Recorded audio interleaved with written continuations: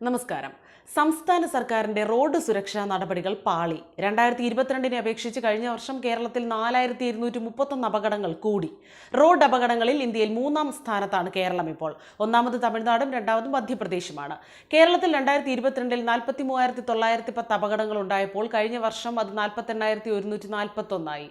4,010 പേരാണ് 2023 റോഡ് അപകടങ്ങളിൽ മരിച്ചത്. 2022 അപേക്ഷിച്ച് 307 മരണം കുറഞ്ഞു. എന്നാൽ പരിക്കേറ്റവരുടെ എണ്ണത്തിൽ 10% വർധനയുണ്ടായി. 2022 49,307 എന്നത് കഴിഞ്ഞ വർഷം 54,369 ആയി. 232 കോടി രൂപ മുടക്കി റോഡ് ക്യാമറ സ്ഥാപിച്ചിട്ടും അപകടങ്ങൾക്ക് കുറവുണ്ടായില്ലെന്ന് കണക്കുകൾ വ്യക്തമാക്കുന്നു.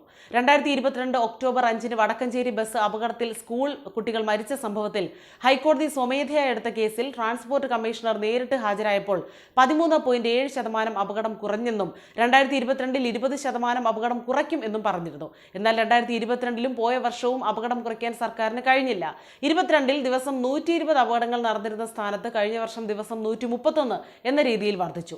റോഡ് സുരക്ഷാ നടപടികൾ നടപ്പാക്കുന്നതിനായി 2007 റോഡ് സേഫ്റ്റി അതോറിറ്റി രൂപീകരിച്ചെങ്കിലും പൂർണ്ണ ചുമതലയുള്ള റോഡ് സേഫ്റ്റി കമ്മീഷണറെ നിയമിച്ചില്ല. 2018 റോഡ് സുരക്ഷയ്ക്കായി ഓരോ ജില്ലയിലും പ്രത്യേക RT ഓഫീസും സ്ക്വാഡും റോഡ് സേഫ്റ്റിക്ക് അനുവദിച്ചെങ്കിലും 2 ദിവസം കഴിഞ്ഞപ്പോൾ സ്ക്വാഡുകൾ ട്രാൻസ്പോർട്ട് കമ്മീഷണറുടെ കീഴിലാക്കി ഉത്തരവിറക്കി. റോഡ് സുരക്ഷാ ഫണ്ട് വിനിയോഗിക്കുന്നതും പ്രധാനമായി മോട്ടോർ വാഹന വകുപ്പാണ്. വാഹനങ്ങളുടെ അമിതവേഗം നിയന്ത്രിക്കുന്നതിന് ശുപാർശകൾ സമർപ്പിക്കാൻ ഹൈക്കോടതി നിയോഗിച്ച അമിക്കസ് ക്യൂറിയുടെ റിപ്പോർട്ട് സർക്കാർ കണ്ടമട്ട് നടിച്ചിട്ടില്ല. വടക്കഞ്ചേരി ബസ് ദുരന്തത്തിന്റെ പശ്ചാത്തലത്തിലാണ് നിർദ്ദേശങ്ങൾ സമർപ്പിക്കാൻ അമിക്കസ് ക്യൂറിയെ നിയോഗിച്ചത്. RTO, sub regional transport office എന്നിവിടങ്ങളിലെ മോട്ടോർ വാഹന ഇൻസ്പെക്ടർമാർക്കും അസിസ്റ്റന്റ് മോട്ടോർ വെഹിക്കിൾ ഇൻസ്പെക്ടർമാർക്കും ദിവസവും 6 മണിക്കൂറെങ്കിലും എൻഫോഴ്സ്മെന്റ് ഡ്യൂട്ടി നൽകണമെന്നായിരുന്നു പ്രധാന ശുപാർശ. ഇതുവരെ നടപ്പായിട്ടില്ല. ഇവരെ റോഡ് സുരക്ഷാ കമ്മീഷണറുടെയും അതത് റീജിയണൽ ട്രാൻസ്പോർട്ട് ഓഫീസറുടെയും കീഴിലാക്കണമെന്നും നിർദ്ദേശിച്ചിരുന്നു. ഇതും പൂർണ്ണമായി നടപ്പാക്കിയിട്ടില്ല. കേരളത്തിന്റെ ആരോഗ്യ മേഖല ഏറെ മുൻപന്തിയിലാണ്. എന്നാൽ റോഡ് അപകടങ്ങളിൽ മരണപ്പെടുന്നവരുടെ എണ്ണം വളരെ കൂടുതലാവുകയാണ്. നമ്മുടെ തിരക്ക് പിടിച്ച ജീവിതത്തിൽ സുരക്ഷയ്ക്കായുള്ള പല നിർദ്ദേശങ്ങളും കാറ്റിൽ പറത്തുകയാണ് പതിവും. നമ്മുടെ റോഡുകൾ വളരെ തിരക്ക് നിറഞ്ഞതാണ്. ഇതിനോടൊപ്പം മത്സരയോട്ടം നടത്തുന്ന വാഹനങ്ങൾക്കും ഇടയിലൂടെയുള്ള ഓരോരുത്തരുടെയും യാത്ര വീണ്ടും അപകട സാധ്യത ഉയർത്തുന്നു. ഒരു അപകടമുണ്ടായാൽ അവരെ ആശുപത്രിയിൽ എത്തിക്കാൻ പോലും മടിക്കുന്ന ഒരു സമൂഹത്തിൽ കൂടിയാണ് നമ്മുടെ അതിവേഗ യാത്രകൾ.